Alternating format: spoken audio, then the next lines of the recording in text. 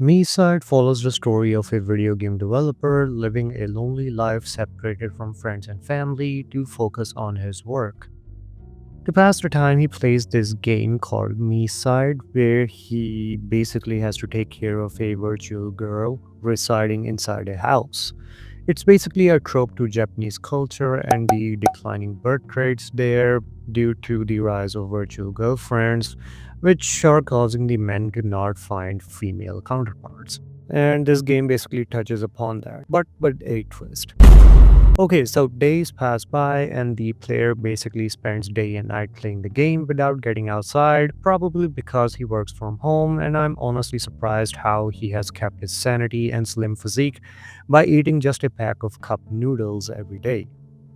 Then, of course, I remembered that Japanese food is basically 10 times healthier than any other food, so he basically gets all of his nutrients fulfilled from those noodles. Right, so basically on day 37, the virtual girlfriend, who is named Mita, I think, gains sentience and basically builds a machine to bring the player into the virtual world, which is honestly odd because how would you program your physical body to be transported to the virtual world? Well, you can't, as you will come to know later, because, spoiler alert, the consciousness has basically left his physical body forever. Yeah, bummer. Our boy obviously does not know that and just enjoys the time with Mita until he gets disturbed from the noises coming from her closet.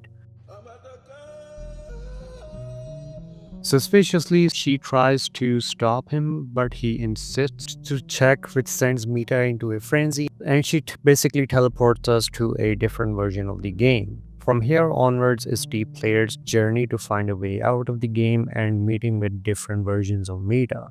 The only relevant version of her is the kind version, who basically guides the player into escaping the virtual world by helping him navigate through different versions and reaching the core of the game, all while he runs from the crazy version of Mita. And once he finally reaches the core, he inputs the code to reset Mita, which seems to work at first, but later we get to find out that the code for crazy Mita basically does not exist as her endoskeleton.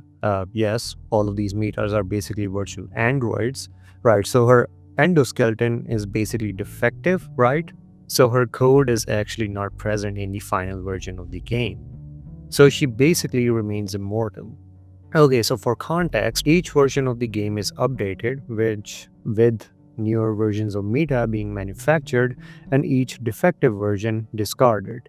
So this crazy Mita is basically one of those defective models who somehow managed to wear the skin of a properly functioning Mita. Okay, so each defective Mita has her code deleted from the game so as to not create any bugs, right? But this defective version was somehow able to bypass that deletion and remain in-game. And since she is not affected by the coding of the game, she cannot be reset, which is the reason why she retains her craziness in the first place, even after the player resets her supposed code.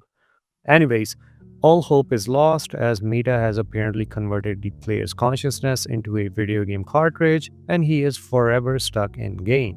There's also a multitude of other endings, but none of them are happy because the player still remains within the game, except for one of the endings where he pulls his own cartridge out and dies. Yikes. Honestly, this game feels like it's similar to I Have No Mouth and I Must Scream, but that could be just me.